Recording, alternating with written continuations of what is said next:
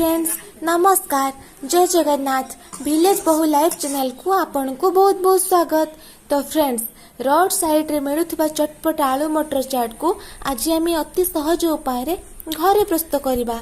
तेबे चलंतु आउ डेरी न करी स्टार्ट करबा आज रही मजेदार रेसिपी को।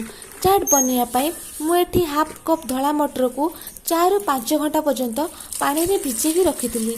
आपण चाहिले एहाकू राति सारा मध्य भिजेकी रखि परिबे।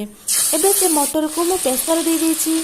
तापर 10 ରୁ 12टा आलू को से प्रेशर दे से आलू आ मटर को सिझा पाई एथिरे 1 ग्लास पानी ऐड करिबा। एहाकू 3टा हुइसिल आसीबा जाय कुक करिबा। तापर प्यान ले 2 ରୁ 3 चम्मच तेल को देछि आ गरम कर नेछि। आउ एठी मु 2टा टमाटो को भल भाव ग्राइंडिंग करिकी तार प्यूरी बनै एथिरे दे देबा। भल भाव एहा को गळी नेबा। तापर एहा को कवर करिकी लो फ्लेम रे रखिकी 2 ରୁ 3 मिनिट कुक करिबा।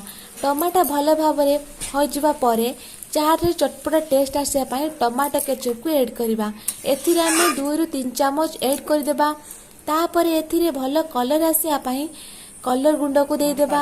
आउ भल भाव गळई नेबा। तापर आमे सिझेकी रखितिबा आलू को अल्प चकटी एथिरे ऐड कर देबा। तापर आमे सिझेकी रखितिबा मटर को देई भल भाव गळई नेबा। आउ अल्प पानी देई भल भाव गळई नेबा। आउ एहा को फुटिबा को छाड़ देबा। एहा भल भाव फुटी जिबा परे एथिरे स्वाद अनुसार लूण देबा। आ गोटे चम्मच जीरा गुंड को दे देबा। तापर एथिरे 1/4 टीस्पून चाट मसला को दे देबा। आ भल भाव बहलिया हो जिबा परे गोटे प्लेट को भरी देबा।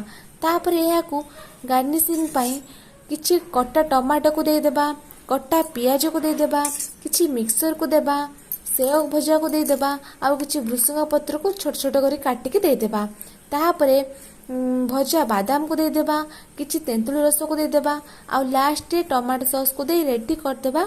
मार्केट परी चाट, चटपटा चाट।